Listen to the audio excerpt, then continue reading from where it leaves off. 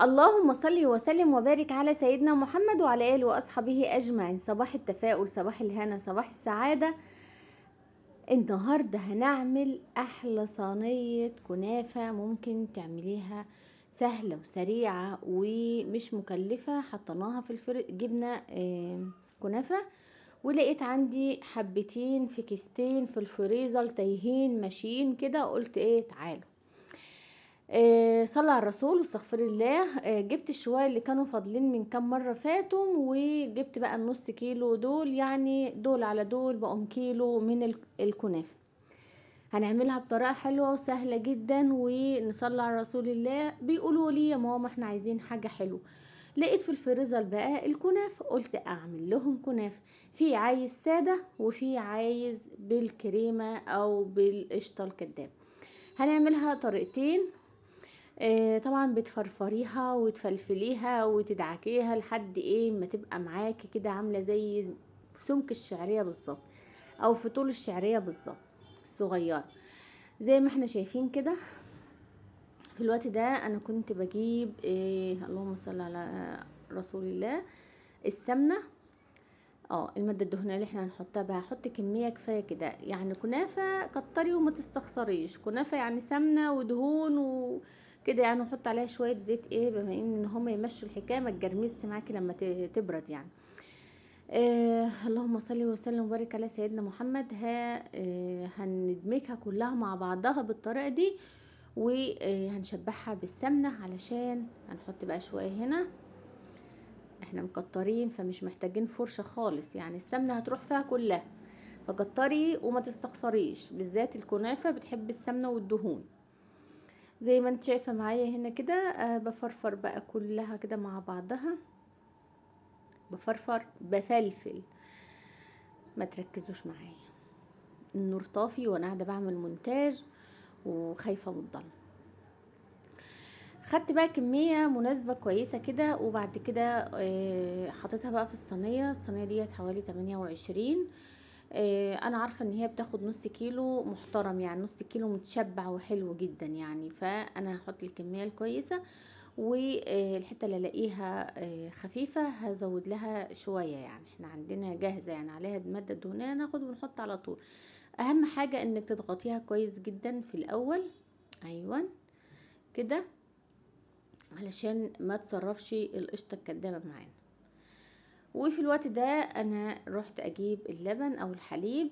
طبعا في الوقت ده انا غبت شوية، بس فصلت الكاميرا علشان كنت بعمل له اختبار. حطيت شوية لبن في معلقة. انا كنت اساسا غلياه قبل اول ما جبته، وفرزلته على طول، غليته قبل ما عينه يعني او اشيله. حطيت شوية في معلقة وحطيتها على النار، وبعد كده اللهم صل وسلم وبارك على سيدنا محمد. فلقيته حليب. الحمد لله، الجو حر يا جماعه، اي لبن او اي البان تجيبوها غلوها الاول، ايا كان جاموسي بقري دكان اي حاجه ان شاء الله يا رب يكون منبستر يعني وهتستعمليه. اغليه الاول، الجو حر جدا جدا جدا يعني. هاخده بقى واحطه على البوتاجاز، وحطيت على الكيلو من الحليب 4 معالق كبار من النشا. وبعد كده بعد ما لفتهم كويس جدا، طبعا حطينا السكر المناسب اللي انت عايزاه. بعد كده بقى حطيناه على النار، وبقى مهلبية كريمة تحفة جميلة جدا جدا جدا. هنوسع على نفسنا بقى وننزلها بقى بالراحة كده، بسم الله ما شاء الله. اهم حاجة الاطراف ما تجيش عليها، علشان لما تغلي معاكي وتحطي الطبقة التانية ما تلزقش في الجوانب، وتكون سميك كده حلوة كده يعني. ايوه كده، اهم حاجة الاطراف ما تروحيش عليها، بس كده. ابني بقى بيحب المهلبية السادة اللي معلهاش اي حاجة خالص خالص خالص. عندي هنا بولتين صغيرين او طبقين صغيرين هملاهم ما شاء الله. لما بردت تحسيها ان هي فعلا فعلا كريمه ناعمه وطعمها حلو، منها لبن ساده جميله قوي. طبعا حد هيقول لي حط عليها اي مكسرات. والله ولادي ما بيحبوا المكسرات ولا اي حاجه، وعندي والله في التلاجة. تعالي بقى ايه، ممكن يحبوا المكسرات في الجلاش، انما في المهلبيه وفي الكنافه عايزينها ساده، وانا عملت لهم الطريقه اللي هم عايزينها والطريقه اللي هم طلبوها كده يعني. تعالي بقى نحط الكميه، بقيه النص كيلو، احنا هناخد حوالي نص كيلو من الكنافه، حطينا نصه تحت ونصه فوق، والكريمه في الوسط بس، ولا مكسرات ولا اي حاجه، ولا حطينا سكر عليها المرة دي ولا اي حاجة. كل مرة على فكرة بنعملها بتكة جميلة وبتبقى اطعم من اللي قبلها.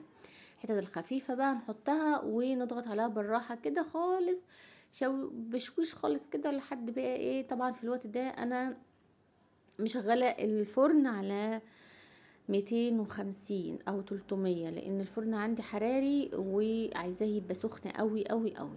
اهم حاجة ان يبقى سخن وما تحرقهاش. احط بقى شوية مادة دهنية بقى من على الوش كده وهنحطها في الفرن. وتعالي نعمل القاب كنافة حلو جدا والله العظيم جميل. ممكن تعمليه ولا بتتهنيها ولا حاجة، سيليكون وحلو. طبعا انا جايباه من زمان، ده انا جايباه باكتر من 2 او 3 سنين كمان. اللهم صل وسلم وبارك على سيدنا محمد. احنا مش هنملاها قوي كده علشان لو حطينا عليها شربات ما تقعش يعني. انت تسيبي حاجه بسيطه كده على الوش. صلى على الرسول واستغفر الله. وطبعا الساده ديت حد برضو طلبها من اسرتي، فقلت ان انا هعملها له. عملت لهم ساده وعملت لهم بكريم. اي خدمه. ايوه كده. هي صحيح مش هيتملوا من ال9، هما تقريبا كده كام، هما كام حد يعدهم كده؟ هما 9 يتملوا، و3 التانيين هما 12.